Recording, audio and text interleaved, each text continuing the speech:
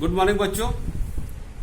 ये chapter relationship between bank and customer का ये पार्ट तुम्हारा ये 3rd क्लास है और टोटल क्लास का 35 क्लास है। इसके इस चैप्टर में जो हमारा है, फर्स्ट में हमने बैंक के और कस्टमर के रिलेशनशिप के संदर्भ में जो क्रेडिटर एंड डेटर के संदर्भ में बताया था काफी डिटेल, और सेकेंड क्लास में हमने प्रिंसिपल एजेंट रिलेशनशिप के बताया था। आज एक नया जो है 3rd रिलेशनशिप आ रहा है, बेली और बेलर। और जो बेली और बेलर होता है उसके बीच में एक शब्द आएगा बेलमेंट। पहले समझ लो होता क्या उसका। पहले शब्द को अगर हम लोग करें उसमें, ठीक है ना, जो जैसे लिखा है, another relation between the banker and customer is that the bailee and bailor. The bank function as a bailee. ध्यान देना, बैंक फंक्शन करता है बेली के रूप में, यानी फिर से बैंक बेली हो गया और कस्टमर इज द बेलर। कैसे? Normally bank also provide the services of the locker. हम लॉकर में अपने बहुत महत्वपूर्ण डॉक्यूमेंट, बहुमूल्य सामान, प्रेशियस, ये सब हम रखते हैं। वहां पर जो है, it is the responsibility of the bank, जो भी मैंने लॉकर में रखा है बैंक उसको हमको वापस करे। तो as a customer I will be the beneficiary. Being the beneficiary, I am the bailor and our bank is the bailey. The relationship between the bank and bailey is the bailey and the bailor is the bailment. जो relationship होता है उसको कहते हैं bailment. थोड़ा सा इसको और एक्सरसाइज, हम इसको और डिटेल में जाएंगे। वो ये होगा, सपोज कर लीजिए आपने एक दर्जी को कपड़ा दिया है, तो कपड़ा आकर आपने सिलने को दिया है, दर्जी ने उसको खराब कर दिया। दर्जी से आप कहते हो या तो हमारा कपड़ा दीजिए। इन दैट केस आप बेलर हो और दर्जी बेली। दूसरी तरफ आपने टेंट हाउस से सामान लिया, सामान टेंट हाउस ने आपके गिरा दिया। टेंट हाउस आता है आपके यहां से सामान गिनता है, गिन के ही ले जाता है। कोई कम पड़ गया, चोरी हो गया, टूट गया। इन दैट केस टेंट हाउस में विल बी द बेलर, क्योंकि बेनिफिशियरी है। यू विल बी द बेली, क्योंकि आपको नुकसान किया हुआ सामान उसको वापस करना पड़ेगा। You are not the owner. आपको उस पीरियड में उसका उपयोग करने के लिए दिया गया था।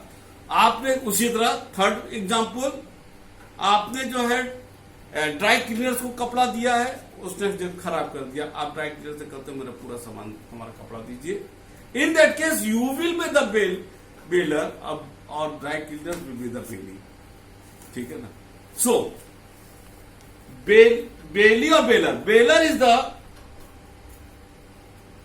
जो बेनिफिशियरी होता है वो उसको कहते हैं बेलर, और जो व्यक्ति रिस्पॉन्सिबिलिटी रहता है उसको वापस करने का उसको कहते हैं बेली।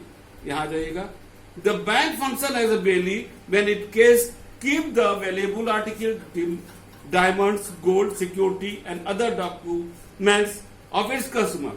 The bank works as the custodian of the things. इसका ये कस्टोडियन बनता है, एक तरह से गार्ड बनता है, मालिक नहीं। कहते हैं ना माली बनो, मालिक नहीं, तो माली बनता है। That is the custodian and it's implied responsibility the bank to return things safely. और ये प्राथमिक जिम्मेदारी बैंक का कि उसको वापस करे। Thus the bank is a bailee and the customer is a bailor और beneficiary. When demanded, the bank return these things to the customer. The bank keeps, एक चाबी बैंक रखता है और एक कस्टमर देता है, दोनों साथ खोलते हैं तब वो लॉकर खोलता है। The locker with it, another keep customer. The locker cannot be opened without using both the key. The customer has to pay the rent of the locker. इसके लिए बैंक उसको, कस्टमर उसको, जो लॉकर का owner जो है वो bank को उसका साल का किराया देता है। ये था आपका बेली और बेलर। इसमें सब स्पेशल रिलेशन दिया है between the bank and customer, उसको हम एक एक पॉइंट बोल रहे हैं। इसके अलावा पहला, the bank is bound to honour the customer cheque provided the cheque are drawn in proper, अगर डिपॉजिटर ने सही तरीके से चेक को लिखा है, यानी कि वो सारे पॉइंट नहीं है जिससे डिसऑनर होता है, बैंक की प्राथमिक जिम्मेदारी होती है कि वो चेक को ऑनर दे, उसको पैसा दे जिसके नाम से वो चेक काटा गया है। फर्म प्रेजेंटेड इन कोर्स, जो भी उसका है कि 3 महीने के अंदर दे रहा है, प्रॉपर साइन है, सब कुछ वही है। Second, the bank also fulfil the obligation of undertaking the collection of cheque, bill, draft, ये सारे काम बैंक कस्टमर की तरफ से करता है।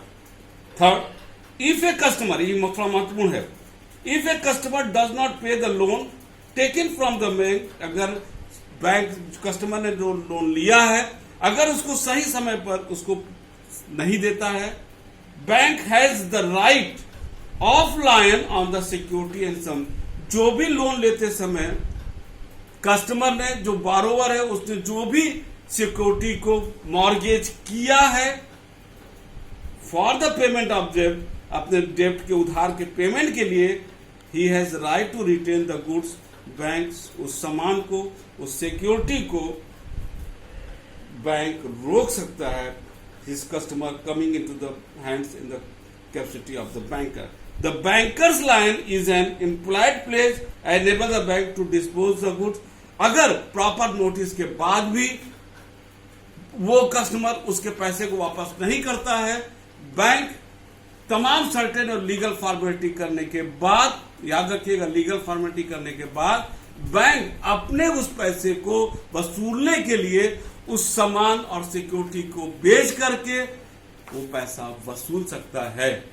जैसे मान लीजिए 1 लाख रुपए लोन दिया गया है, आपने 2 लाख दिया तो बैंक बेच के वसूल लेगा, और अगर पैसा मान लीजिए 1,20,000 मिलता है तो 1 लाख अपना ले लेगा, विथ इंटरेस्ट जो भी आया होगा 20,000 दे देगा, और कम होगा तो फर्दर और उसके लिए आगे की कार्रवाई करेगा। The banker has also right to set the credit balance in one account against the, अगर एक डिपॉजिटर का कई अकाउंट है तो और एक अकाउंट में पैसा है, दूसरे अकाउंट में उसने लोन लिया है, after several notices he is not responding well, bank एक जगह के क्रेडिट बैलेंस को दूसरे को डेबिट बैलेंस में एडजस्ट कर देगा, ठीक है ना, तो वो पैसा एडजस्ट करके अपना ले लेगा।